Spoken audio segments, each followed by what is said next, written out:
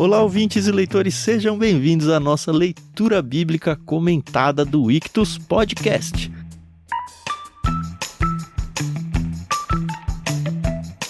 Eu sou o Thiago André Monteiro, @vulgutan, estou aqui com a Carol Simão e o Thiago Moreira para a gente conversar sobre o que provavelmente é o capítulo mais difícil do Evangelho de Lucas, talvez um dos mais difíceis da Bíblia, mas estamos aqui e não temos medo de nada. Capítulo 16 de Lucas. Bom dia, tudo bem? Bom dia, pessoal. Aqui é a Carol Simão. Thiago, fale por si só, tá? Que eu tô apavorada com as minhas dúvidas aqui. Mas vamos lá, né? A gente tem que estudar, enfrentar e tentar entender, né? O que a Bíblia nos fala. Bom dia a todos. Eu ia começar igual a Carol, eu ia falar, fale por você, né? Eu tô esperando que o seu fale por você seja fale por você, porque pra mim é fácil, não é isso? É, né? Não. De fato é um capítulo desafiador, com várias questões. Uma parábola difícil, um outro texto que há dúvida se é uma parábola ou não.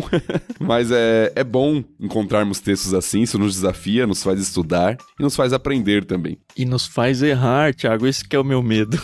Errar, é verdade. Provavelmente vamos errar nas nossas falas aqui hoje. Mas é bom pra gente continuar crescendo e vendo nossas limitações, inclusive, como seres humanos, né? É. Bom, já fica então o nosso pedido de desculpas aqui antecipado, tá bom? Por favor, não nos cancele no mundo aí. Mas a gente, como vocês, briga aqui de vez em quando com as escrituras, sempre tentando acertar, é claro, né?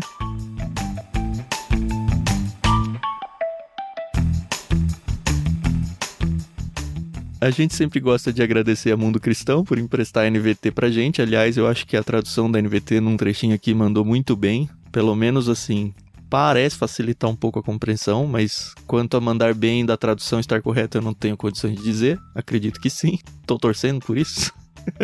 Então, obrigado, Mundo Cristão. Se você precisa da sua NVT, tanto a de estudo quanto outras com várias capas diferentes, procura aí na descrição do programa que a gente sempre deixa um link para vocês. É uma forma muito boa de você abençoar o nosso ministério, fazendo suas compras pelo link Amazon que tá aí embaixo para vocês.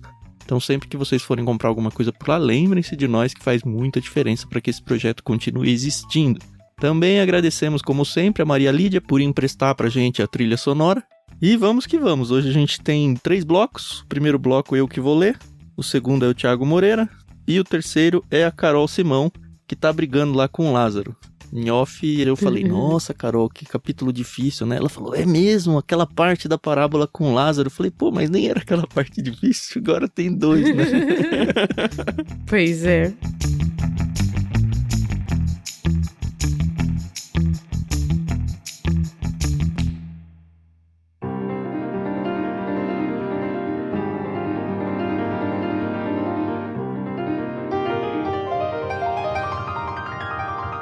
Vamos começar a leitura, capítulo 16 de Lucas. Eu espero que vocês estejam com a gente e hoje com bastante atenção, tá bom?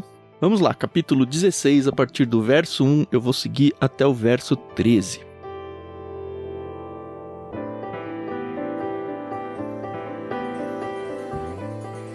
Jesus contou a seguinte história a seus discípulos. Um homem rico tinha um administrador que cuidava de seus negócios. Certo dia, foram lhe contar que esse administrador estava desperdiçando seu dinheiro. Então, mandou chamá-lo e disse: "O que é isso que ouço a seu respeito? Preste contas de sua administração, pois não pode mais permanecer nesse cargo." O administrador pensou consigo: "E agora? Meu patrão vai me demitir? Não tenho força para trabalhar no campo e sou orgulhoso demais para mendigar. Já sei como garantir que as pessoas me recebam em suas casas quando eu for despedido." Então ele convocou todos que deviam dinheiro a seu patrão. Perguntou ao primeiro: "Quanto você deve a meu patrão?" O homem respondeu: "Devo 100 tonéis de azeite." Então o administrador lhe disse: "Pegue depressa sua conta e mude-a para 50 tonéis." "E quanto você deve a meu patrão?" perguntou ao segundo. "Devo 100 cestos grandes de trigo," respondeu ele. E o administrador disse: "Tome sua conta e mude-a para 80 cestos." O patrão elogiou o administrador desonesto por sua astúcia. E é verdade que os filhos deste mundo são mais astutos ao lidar com o mundo ao redor que os filhos da luz. Esta é a lição. Usem a riqueza deste mundo para fazer amigos. Assim, quando suas posses se extinguirem, eles o receberão num lar eterno. Se forem fiéis nas pequenas coisas, também o serão nas grandes. Mas se forem desonestos nas pequenas coisas, também o serão nas maiores.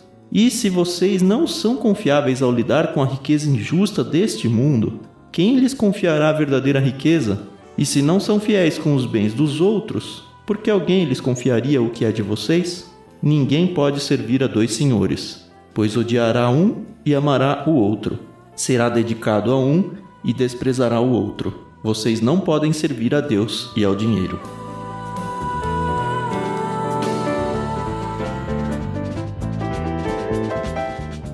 Bom, eu vou comentar só esse último versículo.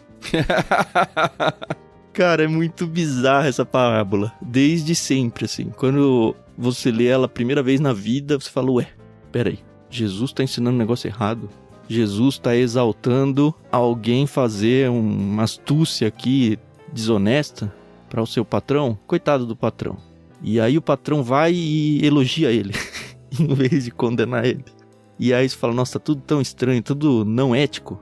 E aí, de repente, a conclusão, né, a aplicação que Jesus faz da parábola é que a gente tem que ser igual a esse servo infiel, esse cara que fraudou, né, as contas e se deu bem por causa disso.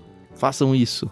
E aí você fala, cara, não é Jesus esse cara. O que tá acontecendo aqui? Como que eu vou ligar todas as coisas? E aí, graças a Deus, como eu brinquei, né, ele termina falando uma coisa que a gente sabe que, beleza, ó, não dá pra ter 2 senhores. Ou a gente tem Deus como senhor, ou tem o dinheiro, mamon, né, como senhor. É assim, eu li muita coisa, muito mesmo, fazia tempo que eu não estudava tanto pra um episódio só.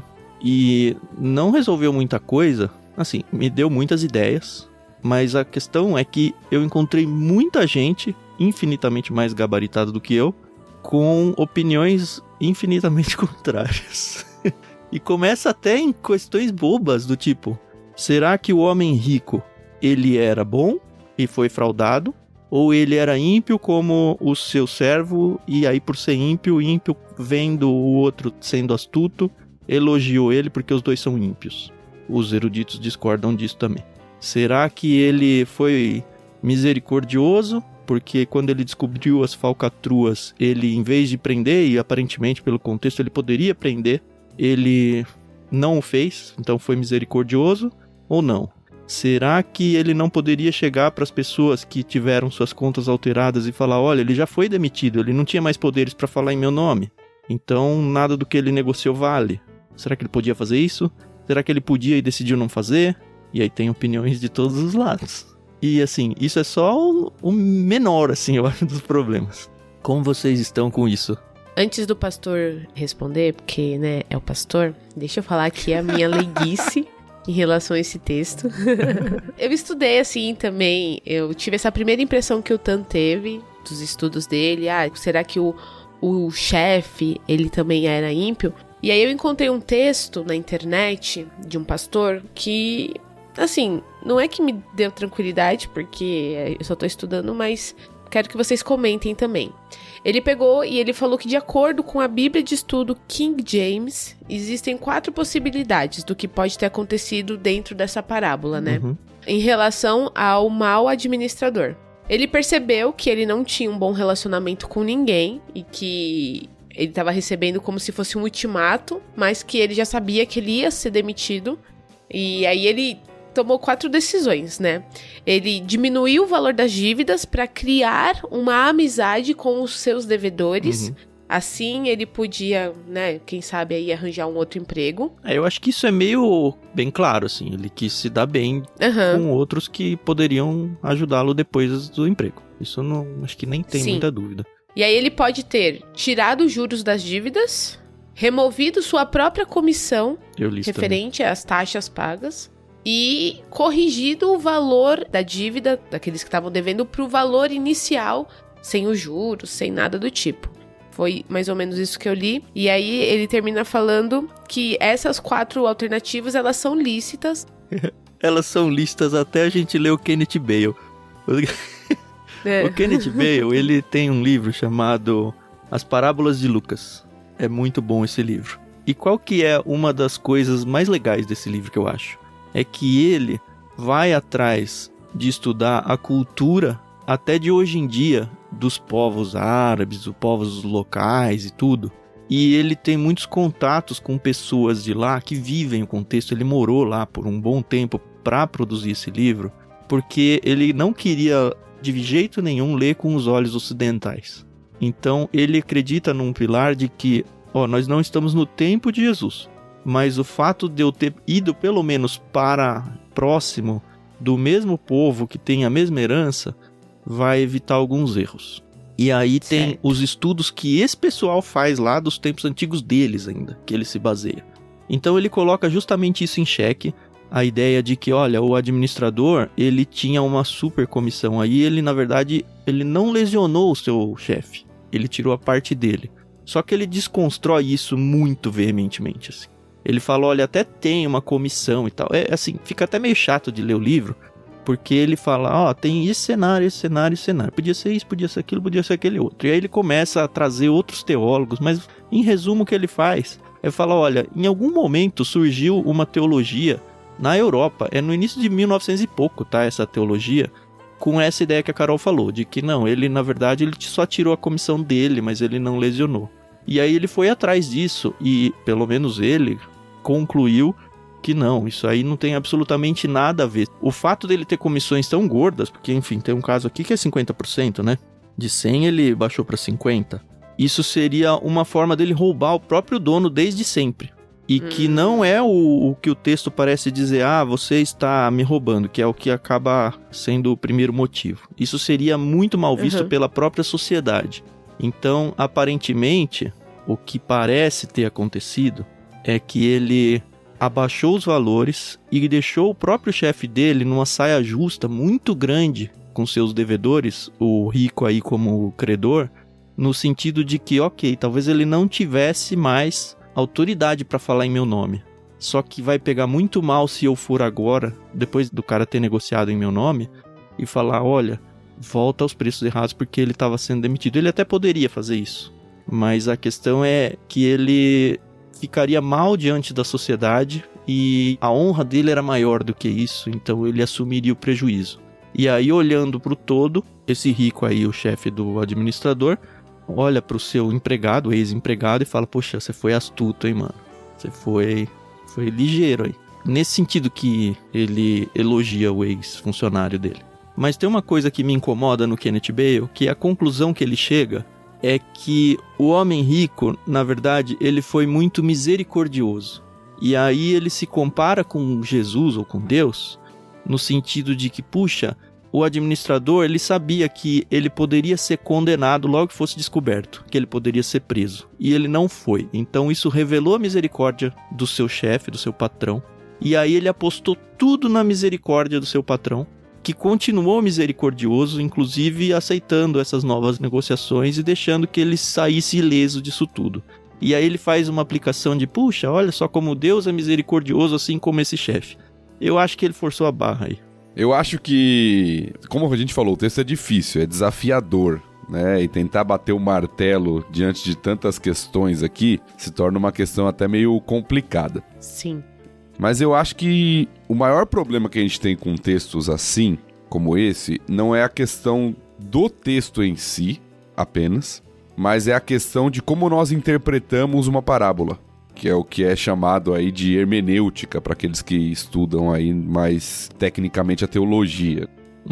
E eu acho que a gente, às vezes, há muita interpretação equivocada do texto porque ignora alguns princípios básicos de interpretação de parábola. Em primeiro lugar, a gente tem que olhar para o texto e ver o que o texto está falando e qual é a lição que o texto tira. Eu coloco uma coisa antes, Tiago.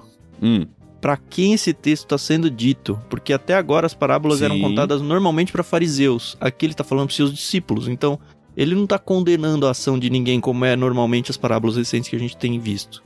Agora ele está realmente passando uma instrução positiva, vai.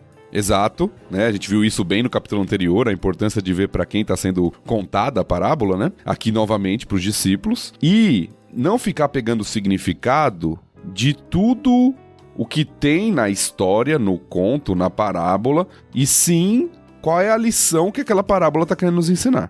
Uhum. Então eu acho que isso é algo importante quando a gente vai interpretar a parábola. A grande dificuldade desse texto é que nós temos um comportamento aparentemente, eu vejo assim, né? Eu acho que não é só aparentemente, acho que é realmente não ético, não moral, da parte do administrador ali. Uhum. E esse comportamento, ele não é condenado no texto, e pelo menos a postura, não necessariamente o comportamento, mas a postura do administrador é até elogiada. Que é estranho. É estranho pra gente. Pra nós somos cristãos, que defendemos uma ética, uma moral, né? Então, quando a gente olha o texto assim, a gente acha de fato estranho. Porém, eu vou tentar usar uma ilustração aqui, e é só uma ilustração, e como toda ilustração ela é falha, pra tentar mostrar como a gente faz a mesma coisa. Muitas vezes a gente olha, por exemplo, para os muçulmanos, e o que a gente fala assim? Olha, esses homens, eles são pessoas de oração, nós deveríamos orar que nem eles. Não é isso que muitas vezes nós falamos? Olha, eles têm o horário deles de oração, Sim, eles fazem as eles práticas, param tudo eles que tão param fazendo, tudo, eles levam a sério, nós cristãos deveríamos ter uma postura como a deles. Quando a gente faz isso, a gente está elogiando uma postura que serve de exemplo pra gente, uma devoção que serve de exemplo, mas se a gente for parar para analisar, friamente, na nossa teologia cristã, o que eles estão fazendo é idolatria. Uhum. Sim. Entende como a gente pode tirar exemplos positivos de postura, mesmo diante de um comportamento errado, e como a gente faz isso muitas vezes? É verdade. E eu entendo que é verdade. isso que Jesus está fazendo nessa parábola. Ele está pegando uma situação comum, ou uma situação talvez não tão comum assim, mas uma situação que poderia acontecer, até de desonestidade na cultura ali, mas para mostrar uma postura que serviria como exemplo para um outro tipo de atitude que seus discípulos deveriam ter.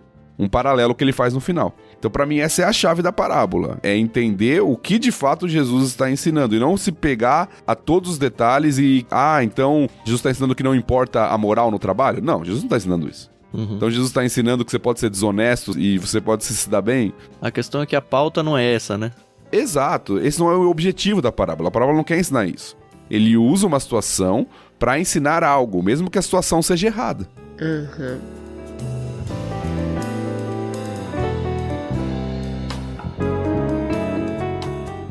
O verso 9 dá um tiltzinho também, né? Eu quero ler ele na versão da Almeida e ler o que a NVT fez, tá bom? Uhum. Almeida primeiro diz: E eu vos recomendo, das riquezas de origem iníqua, fazei amigos, para que quando aquelas vos faltarem, esses amigos vos recebam nos tabernáculos eternos.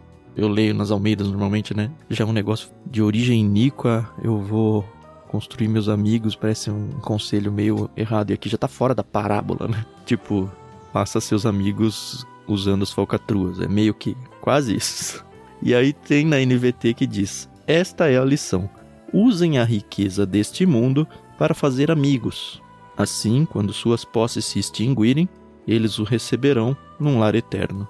E aí a questão é esse riquezas deste mundo contra as riquezas de origem iníqua. E aí, de novo, né? Eu não tenho condições de analisar o grego, eu sei muito pouco. Mas aparentemente é um grego muito difícil de ser traduzido.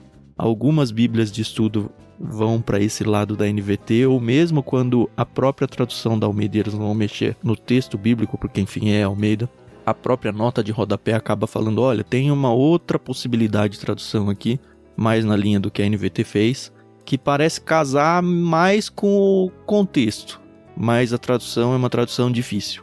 E acho que é uma nota de rodapé bem importante para a gente trazer à tona. Eu acho que vai muito a questão da literalidade da tradução e da intenção do autor no uso da palavra. Porque se você for pegar literalmente, a palavra seria aí riquezas injustas. A palavrinha é a palavra para injustiça, que é muitas vezes usada para injustiça. Que inclusive é repetida no verso 11, né, Tiago? E se vocês não são confiáveis ao lidar em riquezas injustas desse mundo, eu acho que é o mesmo texto lá de 9. Sim. Mas se você notar o paralelo, você vai entender que ele está fazendo um contraste entre riqueza deste mundo e recompensa eterna. Isso. Uhum. É esse o contraste que ele está estabelecendo. O sujo seria o mundano, né? É, algo dessa realidade aqui. Riquezas terrenas, como a gente usa muitas vezes, né? Então eu acho que esse é o paralelo. Eu acho que a NVT talvez não foi tão literal, mas eu acho que ela traduziu bem o sentido do texto. Uhum.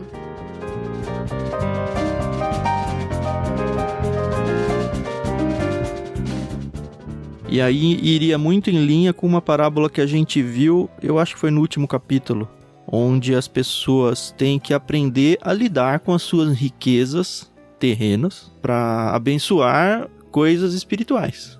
Abençoar ministérios, ajudar pessoas necessitadas.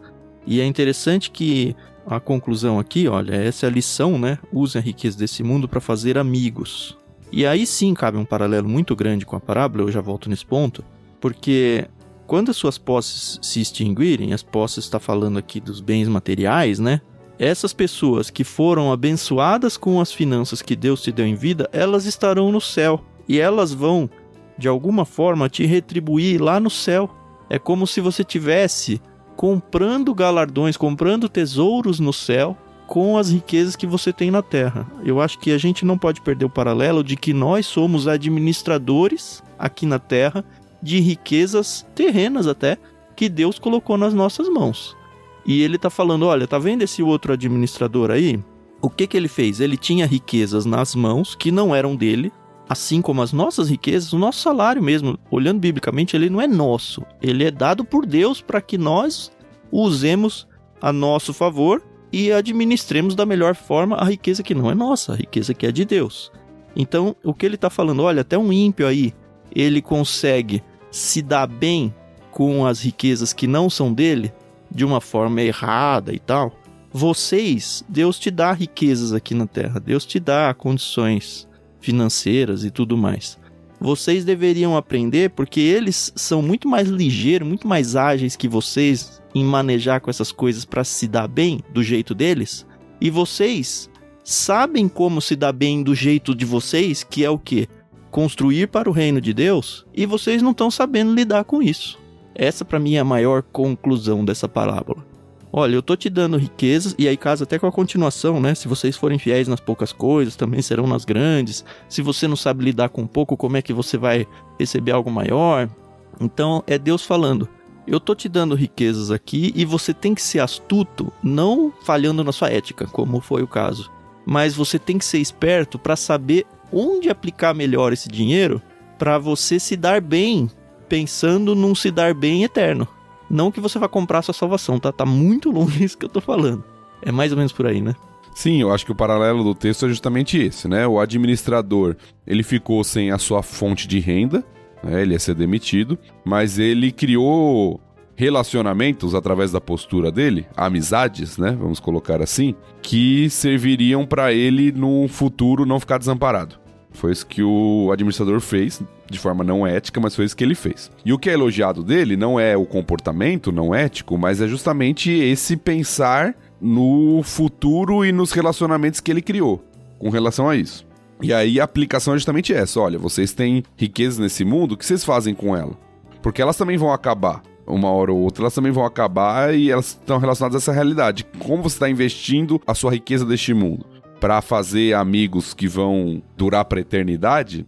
Para evangelizar? Para fazer a obra do Senhor? Para investir em vidas?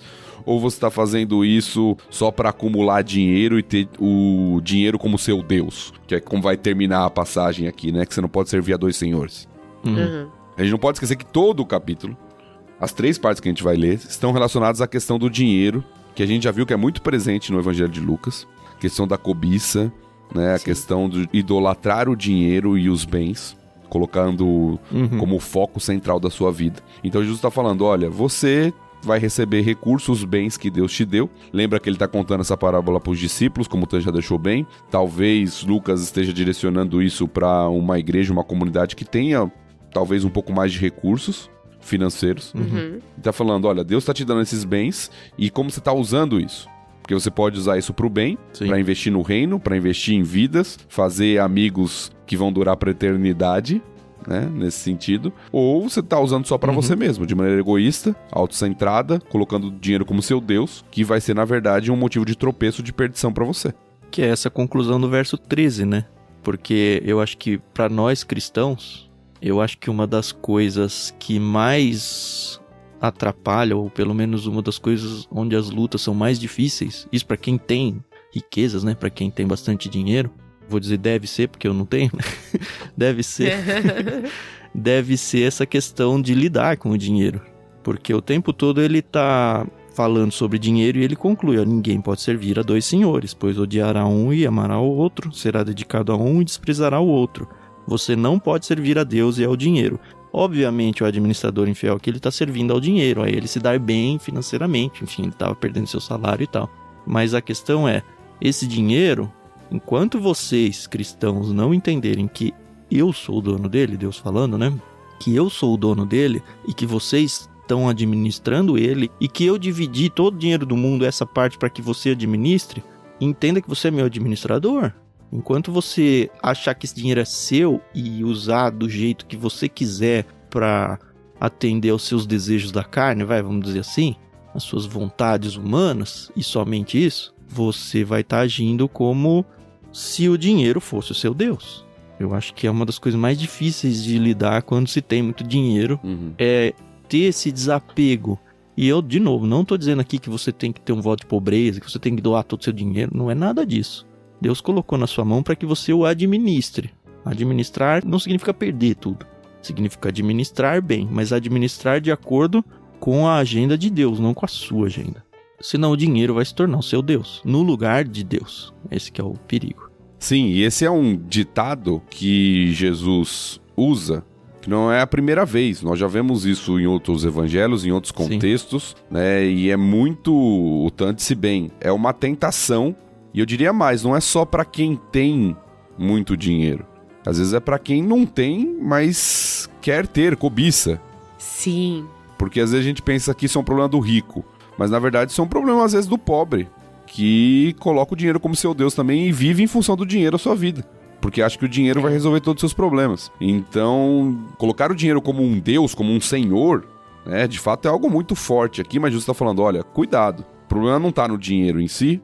O dinheiro pode ser uma bênção, você pode usar para o bem. A própria parábola chega a essa aplicação. Você pode usar o dinheiro para o bem, para investir naquilo que é eterno, mas você pode ser controlado por ele, então tome cuidado. Eu acho que a gente foi até onde era capaz de ir. E aplicamos muito bem. Assim, depois desse estudo, eu tenho um pouco mais de paz. E nunca foi problema pra mim discordar de comentaristas de livros de autores. Eu acho muito importante a gente ler os argumentos, entender, até porque a gente vai mudando as nossas percepções, vai crescendo, né? Vai aprendendo coisas novas. Mas não é Bíblia esses caras. A Bíblia é que é inerrante. Esses caras também, assim, num nível muito mais profundo do que nós aqui, mas eles também estão lutando com as suas brigas teológicas aí. Eles têm os seus panos de fundo e eles também estão tentando acertar igual a gente. Mas até onde eu cheguei, dentro de toda a limitação que Deus me deu, eu tô bem tranquilo com esse texto de novo. Espero que vocês que estão ouvindo a gente estejam também. Eu não tô tão tranquilo, mas tudo bem. Ainda é uma das mais difíceis, né? Eu nem falo meu status aqui, porque... Status casada, né, Carol? É isso. É...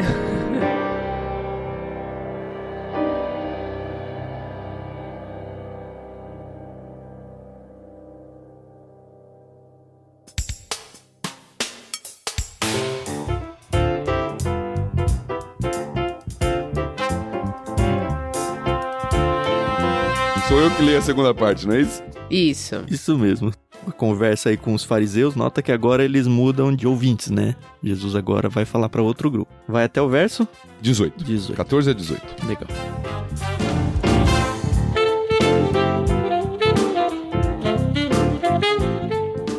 Os fariseus, que tinham grande amor ao dinheiro, ouviam isso tudo e zombavam de Jesus.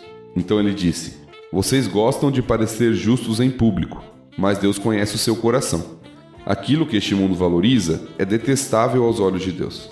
Até a chegada de João, a lei de Moisés e a mensagem dos profetas eram seus guias. Agora, porém, as boas novas do reino de Deus estão sendo anunciadas, e todos estão ansiosos para entrar.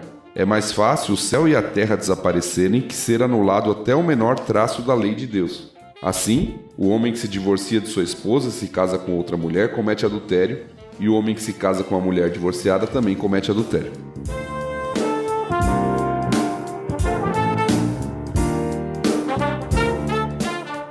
esse texto, apesar de ser o menos difícil das 3 divisões aqui, também é difícil, né? É um capítulo bem enroscado aqui, né? Porque parece que ele muda de assunto, né? Ele começa falando de dinheiro. Exato. E termina falando de relacionamento conjugal, de adultério. Parece que ele começou numa toada que ele já tinha traçado no texto anterior, e aí você segue um fluxo e de repente parece, o que esse versículo tá fazendo aqui, né? Exato, eu tava falando exatamente isso com a Carol antes de começar a gravar. Falei, cara, não é a questão de tá certo ou errado o ensinamento sobre o divórcio. Mas parece que caiu de paraquedas aqui, né? Ninguém tava falando disso. A continuação do texto que a gente não leu ainda vai voltar a falar de dinheiro. E você fala, tem nada a ver o divórcio aqui, meu. O que você tá falando? Mas eu cheguei num negócio que fala, faz algum sentido sim. Não o divórcio em si, mas eu entendi, acho que o que Jesus tentou dizer aqui. Mas eu acho que vamos pro começo de novo, né? Porque Jesus acabou de falar com seus discípulos. Eu acho que ficou claro que os fariseus estavam ouvindo isso também. Porque é a reação deles a isso que Jesus falou. E eles zombam. E aí zombam por quê? E aí também precisou de alguma leitura minha para concluir isso, porque não está claro aqui na Bíblia. Aparentemente, os fariseus interpretavam as riquezas como sempre bênçãos de Deus. Então, se você era rico, era um sinal de que Deus estava te abençoando e que Deus estava satisfeito com aquilo que você estava fazendo. E que, por consequência, a pobreza era um certo tipo de condenação divina. Só que não é isso, mas eles acreditavam nisso. Então eles zombam porque eles falam, mas é Deus que está me dando essa riqueza, como que você vem falar agora que está errado?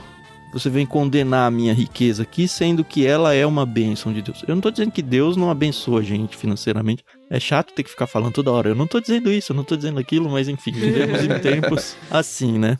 Mas Jesus está tentando corrigi-los. E lembra, outra vez a chave aqui, mas Deus conhece o seu coração.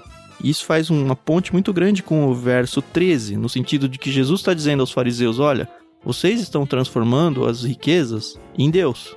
Porque eu conheço o coração de vocês, Deus conhece o coração de vocês. E aquilo que esse mundo valoriza é detestável aos olhos de Deus. E aí, enfim, tudo riqueza o tempo todo, né? Só que aí no verso 16 ele muda, né? Muda. Ele meio que dá um aviso aí, dizendo, olha, eu não tô dizendo que mudou tudo, tá? A lei, ela vai continuar sendo a lei. É meio que, não me entendam mal, hein, o que eu tô dizendo aqui. A lei, ela continua sendo lei. E aí ele aplica o divórcio, mas fala um pouquinho aí, Thiago. Não, eu só ia pegar o gancho daquilo que você tinha dito, porque essa teologia que você falou dos fariseus, na verdade, parece ser bem comum na época, não só dos fariseus, né, de vários grupos. Então, ver o dinheiro como um sinal da bênção divina era algo comum. E, como a gente já falou, ver os pecados, sofrimentos e problemas como sinal do castigo divino também era comum. Eu acho que bênção talvez seja genérico demais. Eu acho que talvez uma recompensa por algo que eu fiz espiritualmente seja o que eu tô tentando trazer aqui. Não é exatamente isso. E note que o grande problema desses tipos de teologia, e agora eu já vou até contextualizar para os dias de hoje, é que elas são incompletas. Porque, de fato, o dinheiro e o sustento, eles são uma bênção de Deus. Não uma recompensa, né? Nesse último sentido que o Tan falou, como se eu merecesse algo e Deus estivesse me recompensando. Mas eles são, de fato, uma bênção de Deus pro nosso sustento e uma série de coisas. O problema é você condicionar isso a tudo. E falar assim, se o cara é rico é porque ele é abençoado. Ou se ele é pobre é porque ele tá amaldiçoado, então. Tem muita gente fazendo isso hoje em dia, né? Muita gente fazendo isso, por uma teologia incompleta que não contempla a realidade caída que a gente vive, que muita gente tem riqueza, e riqueza desonesta, inclusive, que não é um sinal da bênção de Deus, que às vezes é até o contrário disso, né? A pessoa vai se enrolando naquilo cada vez mais e tornando aquilo seu Deus, como a gente já viu. Mas os fariseus, né, voltando um pouquinho pro texto que o Tan tinha comentado, de fato eles zombam aqui de Jesus, aparentemente por essa visão de que... esse homem, ele não só está ensinando algo errado, como ele talvez está até justificando a sua condição financeira. Porque lembra que Jesus já falou em alguns outros momentos que ele era sustentado por pessoas, não tinha onde reclinar a cabeça. Ele era sustentado por mulheres, que na época era muito humilhante. Exato. Então, Jesus não era alguém rico. Uhum. Jesus era alguém que tinha condições de viver para cumprir seu ministério. Esse era o seu foco. Não tinha nem onde morar, né? Ele fala. Uhum. Então talvez esses homens estão falando, olha, ele tá ensinando isso aí, tá falando sobre isso porque ele não tem dinheiro. Talvez seja esse o tipo de zombaria que esteja por trás aqui da questão, além da questão da teologia diferente que eles têm a respeito da questão do dinheiro, né?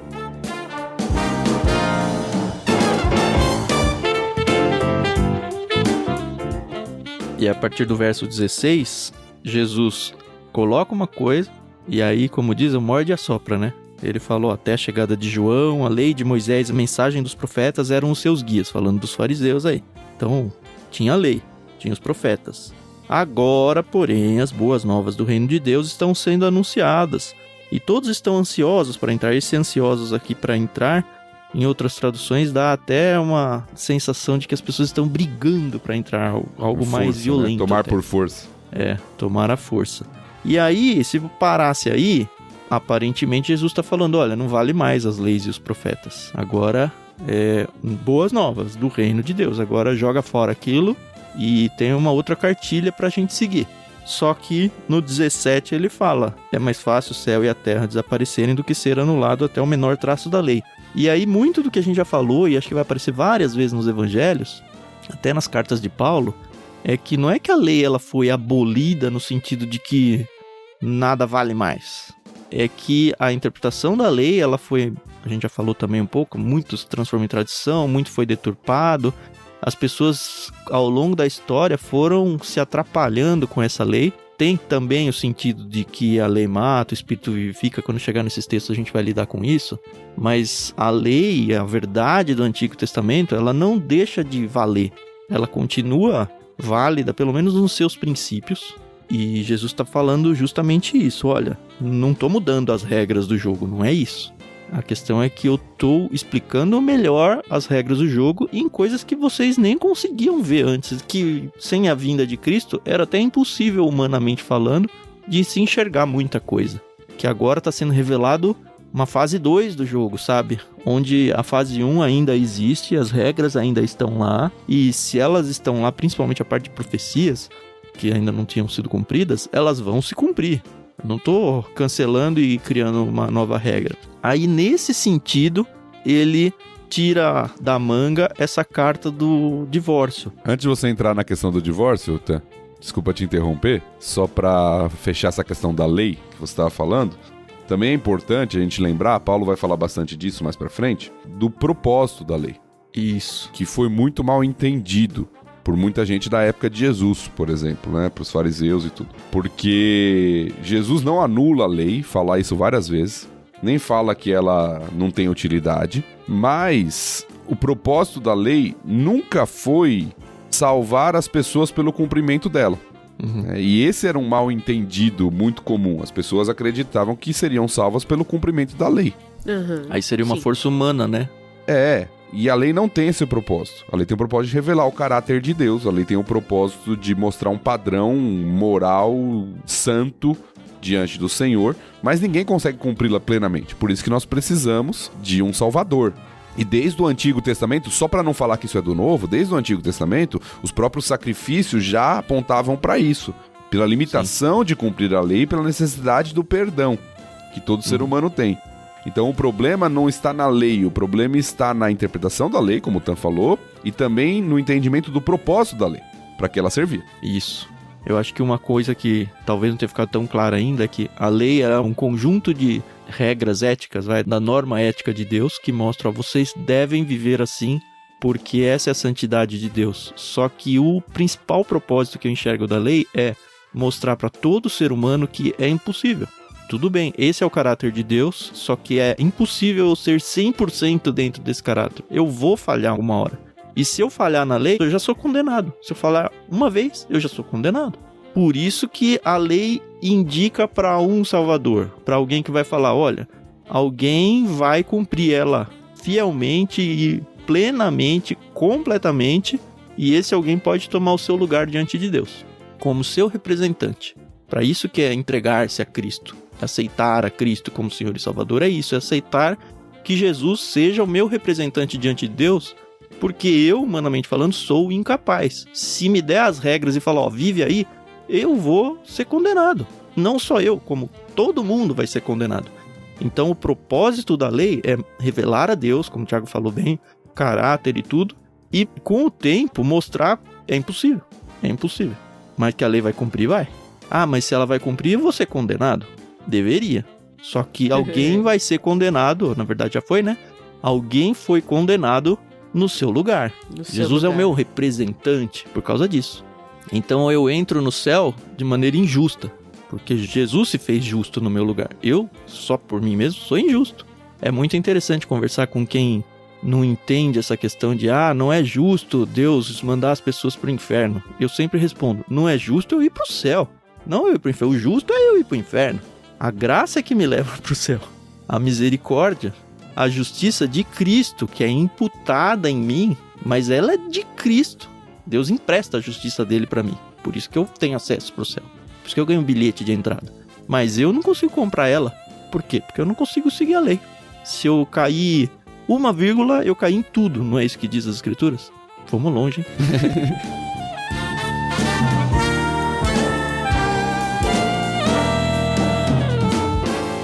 Mas enfim, Jesus vem aqui, ele diz isso, ele ressalta a lei de novo no verso 17, é mais fácil o céu e a terra desaparecer sem que ser anulado até o menor traço da lei de Deus. E aí, para mim, ele só usa um exemplo, que era um exemplo corriqueiro e que estava sendo discutido na época pelos judeus, ali, pelos líderes religiosos, que é a questão do divórcio. Que aparentemente tinha 2 grupos. Primeiro assim, o divórcio ele já estava livre, super aceito. Coisa que nunca foi aceito por Deus. E aí ele reafirma a lei de Deus. Como acabou de falar da lei de Deus. A lei de Deus fala que se um homem se divorciar da sua esposa e se casar com outra, ele comete adultério. E o homem que se casa com uma mulher divorciada também comete adultério. É meio que... Cara, isso aí é muito claro na lei. Vocês já deviam saber. Só que vocês não estão fazendo a coisa acontecer aqui. Vocês estão dizendo, não, veja bem, tem esse caso, tem aquele outro e tal. A gente não vai entrar nesse episódio na questão da discussão do divórcio, porque tem textos muito mais amplos e focados nesse assunto. Porque também, senão, a gente vai abrir um pop-up de pelo menos uns 40 minutos aí.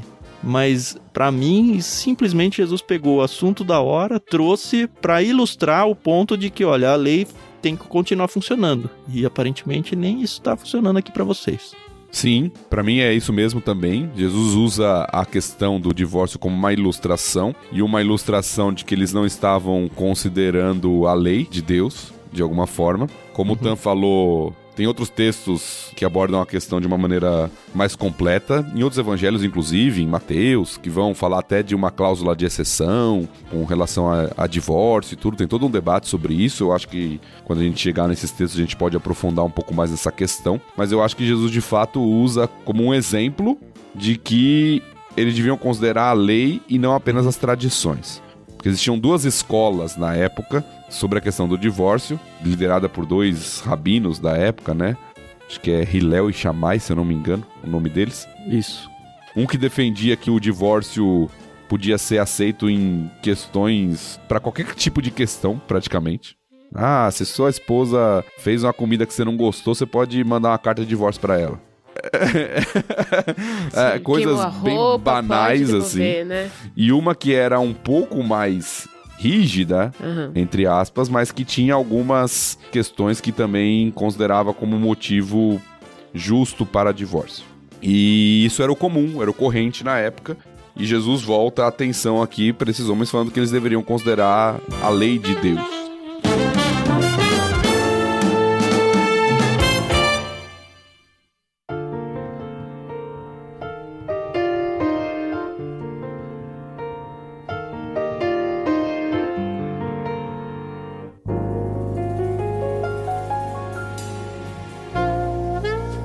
Com isso entramos na parte 3, né? Agora é a vez da Carol fazer a leitura, a gente vai do verso 19 até o final do capítulo.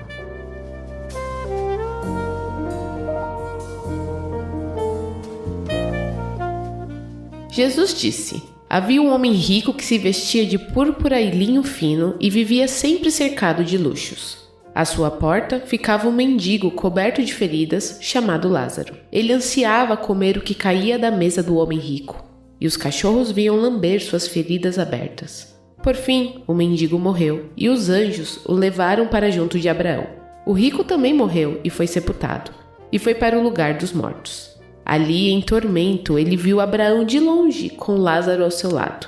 O rico gritou: Pai Abraão, tenha compaixão de mim. Mande Lázaro aqui para que molhe a ponta do dedo em água e refresque minha língua. Estou em agonia nestas chamas. Abraão, porém, respondeu: Filho, lembre-se de que durante a vida você teve tudo o que queria e Lázaro não teve coisa alguma. Agora ele está aqui sendo consolado e você está aí em agonia. Além do mais, há entre nós um grande abismo. Ninguém daqui pode atravessar para o seu lado e ninguém daí pode atravessar para o nosso. Então o rico disse: Por favor, pai Abraão, pelo menos mande Lázaro à casa de meu pai, pois tenho 5 irmãos e quero avisá-los para que não terminem neste lugar de tormento. Moisés e os profetas já os avisaram, respondeu Abraão. Seus irmãos podem ouvir o que eles disseram. Então o rico disse: Não, pai Abraão, mas se alguém dentre os mortos lhes fosse enviado, eles se arrependeriam. Abraão, porém, disse: Se eles não ouvem Moisés e os profetas, não se convencerão, mesmo que alguém ressuscite dos mortos.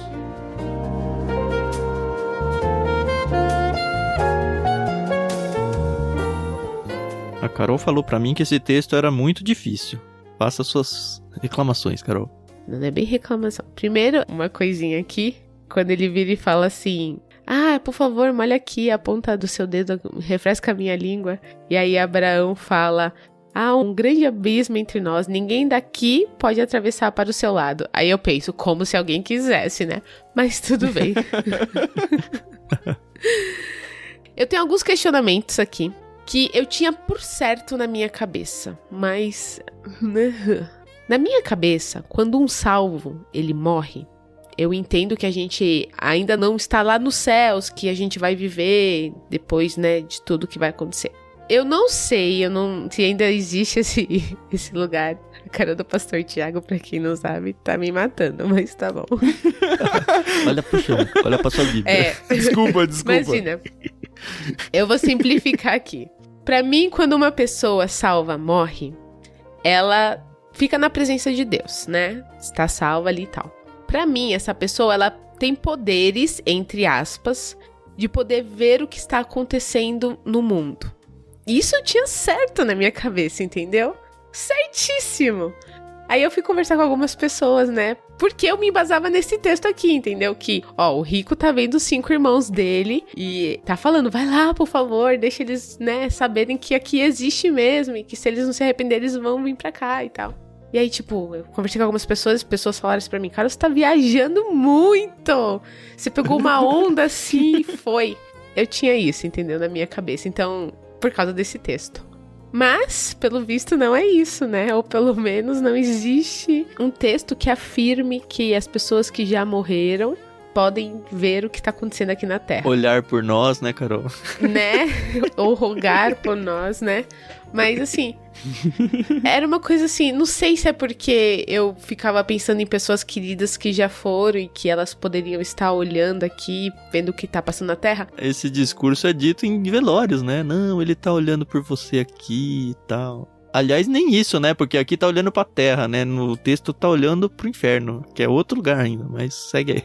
O problema, assim, essa fala do Té é que eu nunca fui num velório de uma pessoa que não defendesse a mesma fé que a minha, entendeu? Eu nunca fui em muitos velórios e os que eu fui foram mais do pessoal da igreja mesmo, ali do meu meio. Então, eu não tive essa experiência. Eu tive de uma tia, mas eu já era mais velha, então o entendimento já era outro. Enfim, comentem. Antes de comentar, eu só queria aproveitar a sua deixa aí. É muito triste num velório de pessoas não cristãs. Eu tive alguns amigos ou familiares de amigos. É muito triste, assim.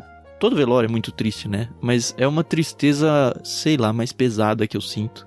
E pra mim, pessoalmente, é muito difícil para consolar as pessoas que ficaram. Porque eu realmente não sei o que falar em casos assim. Aí eu só vou lá, abraço, choro e pronto.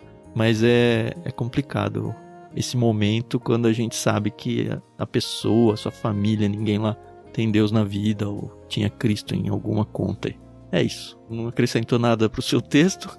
Na minha ideia, biblicamente, que eu me lembro, eu só tenho informações de que os anjos estão o tempo todo assistindo as coisas que os seres humanos fazem. E aqui eu não tô falando nem do inferno, eu tô falando da terra mesmo, né? Uhum. Mas quase como, assim, na minha cabeça é bem lúdica mesmo, quase como um Big Brother, sabe? Eles estão lá torcendo, assistindo como se fosse um filme, uma série, alguma coisa assim. Eles agem aqui e ali conforme a orientação de Deus, mas não me lembro de nenhum texto falando de seres humanos olhando pra cá. Talvez o de Samuel, quando Saul tenta trazê-lo, mas aí é um outro texto que a gente vai brigar, é um dos mais difíceis da Bíblia também. Mas se ele estava olhando antes de ser chamado ou não, se é que era Samuel, é outra história também, não sei. O texto não parece revelar isso não. Você tem alguma lembrança aí, Thiago? Não. O texto de Hebreus fala que a gente tem uma grande nuvem de testemunhas, mas eu acho que ele não tá falando de pessoas que estão olhando, mas de pessoas que viveram e deram o seu testemunho. De vida, os chamados heróis da fé. Eu tava rindo aqui, né, sorrindo. A Carol falou que eu tava intimidando ela com a minha cara, mas era não foi a aquele riso de nervoso, desculpa. Do que você vai falar, né? Não, é porque eu tava lembrando, né, de várias interpretações desse texto. E eu acho, como eu falei, né, no começo, é um dos textos muito complicados a partir da sua definição de gênero. Que tipo de texto é esse? Sim. É, né? Porque se nós formos ler esse texto literalmente, isso vai trazer algumas implicações. Se nós formos entender ele como parábola, isso vai trazer outras implicações. E ele não se define, né? Então, tem um debate muito grande nesse texto com relação a isso. Muita gente boa defende que é literal, muita gente boa defende que é parábola. Por quê? Porque esse texto traz alguns elementos que, se forem entendidos literalmente, você não encontra em nenhum outro lugar da Bíblia. Por exemplo, a comunicação entre um lugar de descanso, né, de paraíso diante do Senhor, e um lugar de tormento. Tem uma comunicação ali entre Abraão e o rico. Será que pessoas podem se comunicar? Você não encontra isso em nenhum lugar nas Escrituras. Então, se esse texto for lido literalmente, uma história que aconteceu, nós vamos ter algumas dificuldades aqui, ou alguns elementos novos que a gente vai ter que encaixar na nossa teologia. Eu sei que alguns tentam, inclusive, colocar esse texto como literal, mas que já não é mais assim, que depois da morte de Cristo houve uma mudança, uma outra espécie de interpretação. Alguns dizendo até que Jesus desceu nesse abismo aí pra buscar as pessoas no intervalo lá entre a morte e a ressurreição e tal. Também achei um rolê muito viajado, mas tem gente defendendo isso, né? Sim, porque aí você vai para outros textos, né? Ou interpretações de outros textos que fala que Cristo levou o cativo o cativeiro, isso, né? Esse texto. Uma série de outras coisas aí. Mas aí é a interpretação de outro texto também. Eu, particularmente, tenho a tendência de enxergar esse texto como uma parábola. Tá bom? Por mais que ele tenha alguns elementos não comuns em parábola, como, por exemplo, o nome de personagens reais, como Abraão, e o próprio Lázaro, que não confunda com o Lázaro, irmão de Maria e Marta, tá? É um outro Lázaro aqui. Então, nomes próprios geralmente não estão presentes em parábolas. Geralmente é certo homem, tal pessoa. Isso é o comum das parábolas. E aqui nós temos nomes, o que não é muito comum. Também não é identificado como parábola, apesar de que a gente acabou de ler a parábola lá do administrador infiel, que também não é identificada como parábola. Então isso não seria algo que toda parábola é identificada como parábola por Jesus. Tem um livro que eu li, Thiago, que diz que essa parábola, a partir do verso 19, na verdade é a continuação da mesma. Porque Jesus está com o mesmo público aqui e ele continua falando sobre o mesmo tema. Então é como se fosse tudo uma grande história e ele só está falando, alguns até tentam forçar a barra, eu acho, que esse homem rico é o mesmo homem rico da primeira parábola lá. Não tinha ouvido sobre isso. Eu acho que, até pela divisão que há no meio, eu acho um pouco difícil, mas sim, né, não tinha ouvido, não tinha parado para pensar sobre isso. Então, eu particularmente acho no mínimo arriscado nós construirmos uma teologia sobre céu e inferno baseada nesse texto, se a gente não tem certeza se ele é literal ou parabolar. Eu tenho muitos cuidados, né? Falar, não, o céu é assim ou o inferno é assim, baseado nesse texto exclusivamente. Eu acho que a gente tem que olhar a teologia bíblica como um todo. Seria do interesse de Deus, se isso de fato for assim, revelar isso de uma maneira muito mais clara pra gente, né? Acredito eu. Então eu acho que esse não é o foco do texto, evidentemente. Novamente, quando a gente volta na questão do foco que a gente falou da parábola anterior, né, o texto tem um ensinamento maior, que tem a ver não só com a questão da riqueza, que a gente está vendo no capítulo, mas tem a ver com a questão da lei, que a gente viu no trecho anterior, da palavra de Deus. E eu tenho minhas reticências em fazer teologia sobre céu e inferno nessa passagem. Do tipo, o pessoal do céu e do inferno consegue se comunicar, ou consegue se ver, ou consegue ter uma relação de um com o outro, de um para um lugar para o outro. Eu acho difícil você fazer esse tipo de construção, pelo texto ser difícil na sua questão literária mesmo.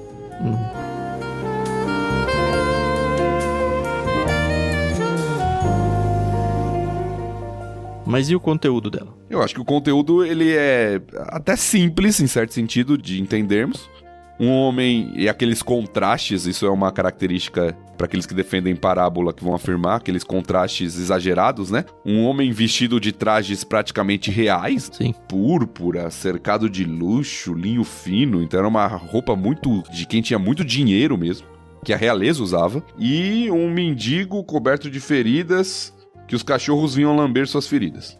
Que estava ansiando por comer o que caía da mesa do homem rico, né? E talvez você vê hoje em dia, às vezes você tem de fato um mendigo na rua e tem um cachorro junto, e talvez você tente fazer associação, mas no caso deles não é tão aceitável e bonitinho, porque o cachorro era um animal imundo.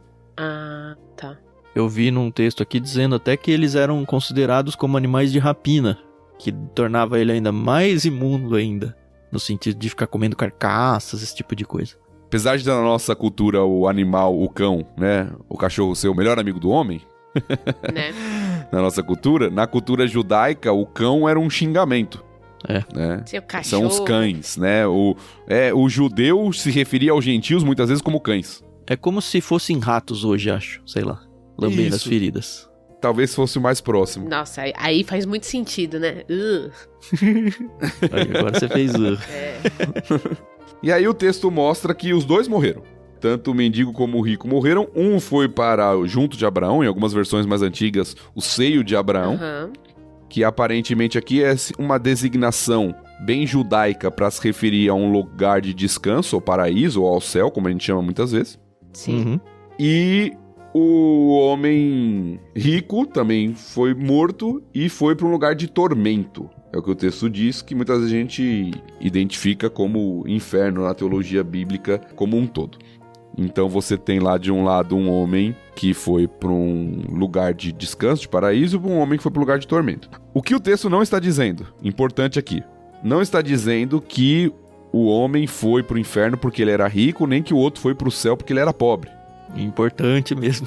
Importante, é tão porque óbvio as pessoas... que eu nem ia falar, mas eu acho que é importante. Não, porque as pessoas, hoje em dia, né, tem toda uma teologia, uma ideologia. Não, tá vendo? O fato de ser pobre já te garante salvação e o fato de ser rico já te garante a perdição. Porque esse texto, no final, pode levar alguns a sugerirem, tá vendo? A pessoa, ela viveu bem aqui na Terra, então ela vai viver mal na eternidade. E se ela viver mal aqui na Terra, ela vai viver bem na eternidade. E o texto não está ligando uma relação de causa e efeito aqui.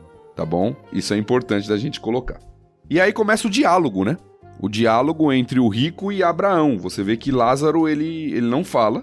Quem toma a voz é Abraão. Ele nunca fala, né? Não, ele não fala no texto todo. E eu creio que isso é até um recurso intencional. Eu achei interessante uma nota que acho que a NVT mesmo faz, eu não sei se foi na NVT que eu li, se foi em outro lugar, que até lá no lugar de sofrimento, o rico acha que ele tá acima do Lázaro, ele quer mandar em Lázaro. Eu li em vários lugares isso. É interessante isso. Manda que Lázaro venha aqui e refresque com a ponta do dedo a minha língua. Né?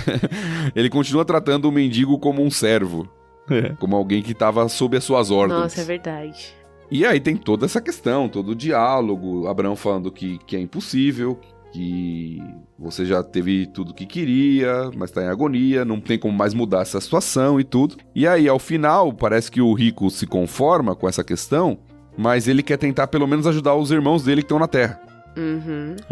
Eu não tenho mais jeito, então eu tenho 5 irmãos e eu quero avisá-los para que eles não tenham o mesmo destino que eu. Então, mais uma vez, né? Manda Lázaro.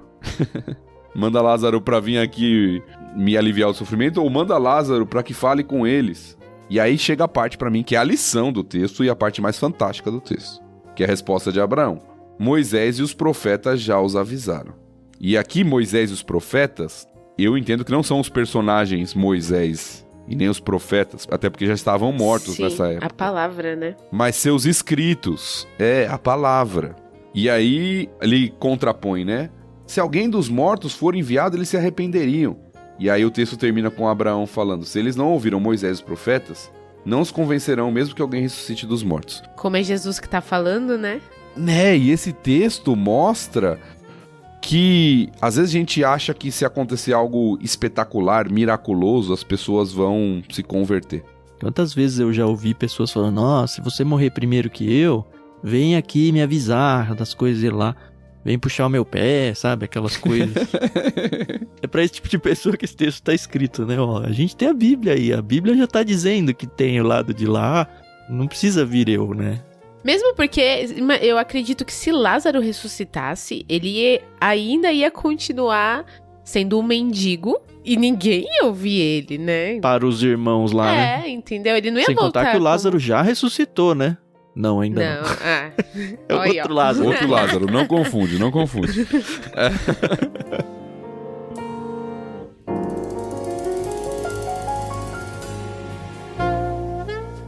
Para mim, a grande questão do texto, que volta à questão que Jesus acabou de falar para os fariseus sobre a lei e o seu poder e a sua permanência, é que a palavra de Deus é o meio que Deus usa para nos transformar e nos salvar. Uhum. Que se as pessoas não consideram a palavra de Deus, pode ser a coisa mais espetacular, pode ser a evidência mais clara. Elas não vão considerar, se elas não consideraram a lei de Deus. Isso é muito legal porque não é só nos tempos de Cristo, né? A gente vê isso aí durante toda a humanidade, né? Até os dias de hoje. Sim, sem dúvida. Se você for ver ateus e agnósticos hoje, muitos dos argumentos dele eu não tenho uma evidência empírica, nunca apareceu pra mim alguma coisa espetacular, Deus nunca se mostrou pessoalmente, ou vi um anjo, ou alguma coisa espiritual aí, do mundo espiritual extraterrena aí. Então eu não acredito, mas tem a Bíblia, tá aí pra você acreditar nela, e ela basta, não precisa mais do que isso. Uhum. E aí, esse texto a gente pode não afirmar, porque eu não gosto muito disso, mas a gente pode chegar a uma conclusão de que realmente reencarnação, acho que é mais a reencarnação, é uma coisa que realmente não vem de Deus, né? Esse texto não tá falando disso pra mim, né? Não, É verdade isso que você tá falando, acho que biblicamente a gente não tem nenhum argumento pró-reencarnação, aliás, muito pelo contrário, a reencarnação é muito estranha às escrituras, mas esse texto de fato não tá, acho que falando sobre isso não. Foi o que eu disse no começo, eu tenho dificuldade de fazer algumas inferências teológicas com base nesse texto por considerá-lo, eu particularmente considerá-lo uma parábola. Mas nós temos outros vários textos que falam sobre isso, de que a nossa decisão é uma vez, é até a morte, de texto de Hebreus, eu não lembro a referência de cor agora. Então tem vários outros textos que corroboram essa ideia de que não existe uma reencarnação. Uhum. O mais perto de textos de reencarnação que a gente passou foi aquela questão de Elias, né, e João Batista, porque alguns defendem que João Batista era a reencarnação de Elias, mas a gente já desconstruiu isso muito facilmente aí nos textos que a gente passou no começo do Evangelho de Lucas.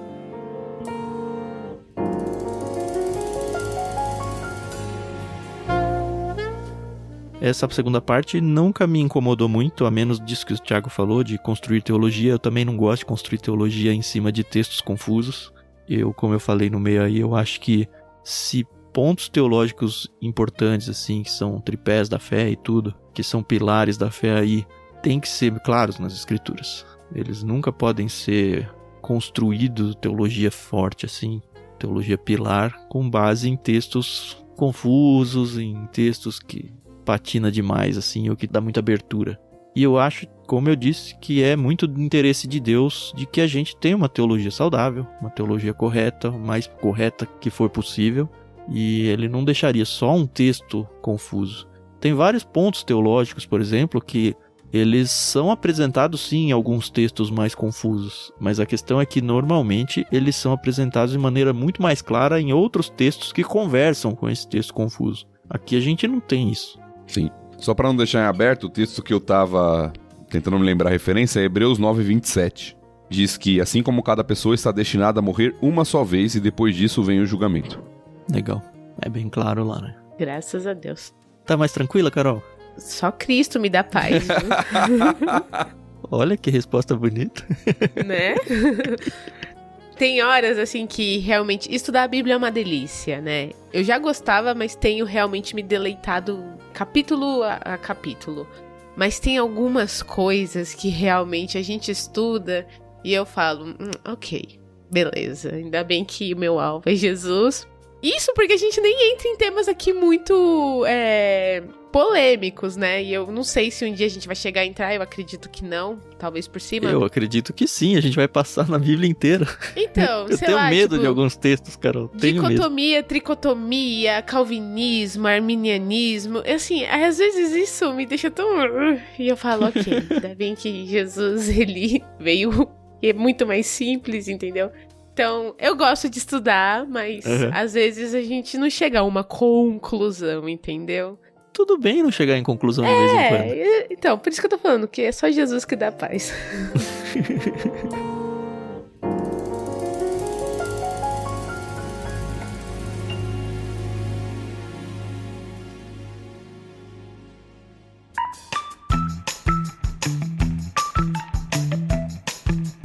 Eu tô pronto pro capítulo 17, né? Passou pra mim o 16.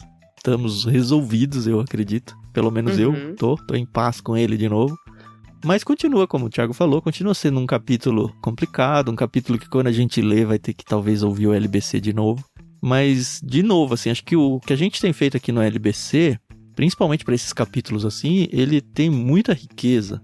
No sentido de que são 3 pessoas que pararam seus dias aí para estudar sobre isso, que conversaram sobre isso, e a gente em 3, sabe, não é opinião pessoal de um só, mas 3 pessoas, uma tentando construir em cima daquilo que o outro construiu.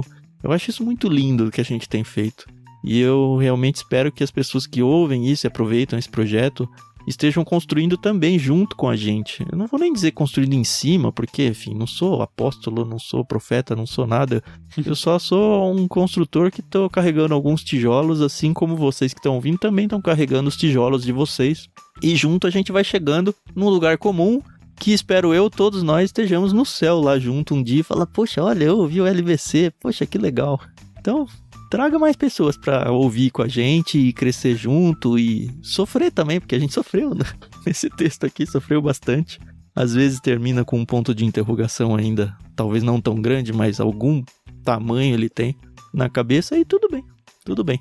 Não se esqueça que a gente tem o nosso canal no Telegram, onde a gente tem uma oportunidade de conversar bastante. A gente agora tem um servidor lá no Discord também, tem tudo aí na descrição do programa. Você é bem-vindo para participar de todos eles. No Discord a gente tem transmitido essas gravações ao vivo, então o pessoal tá ouvindo e tá ouvindo bem antes, né, do que o podcast, porque enfim, a gente tá gravando agora, por exemplo, o episódio 16 e acabou de lançar o episódio 13, eu acho. Então, quem é mais angustiado aí pode participar um pouco adiante com a gente. É só estar lá no nosso servidor no Discord e acompanhar, que a gente sempre cria um evento lá, sempre que possível, né? Cria um evento para que vocês acompanhem também.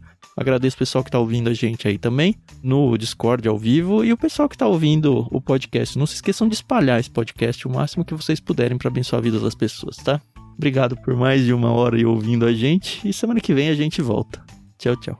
É isso aí, pessoal. Muito obrigada pela paciência, pela audiência e pelo carinho de vocês. É sempre muito legal. E a gente se ouve no próximo episódio. Até mais. Até mais, pessoal. Obrigado aí por estarem acompanhando conosco. Espero que você esteja gostando, aprendendo e compartilhando isso com mais pessoas. Deus te abençoe. Até Lucas 17.